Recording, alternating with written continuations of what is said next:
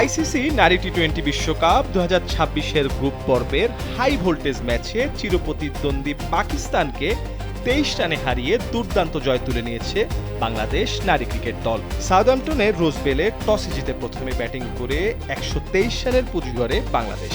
জবাবে টাইগ্রেসদের নিয়ন্ত্রিত ও বিধ্বংসী বোলিংয়ে 100 রানে গুটিয়ে যায় পাকিস্তান।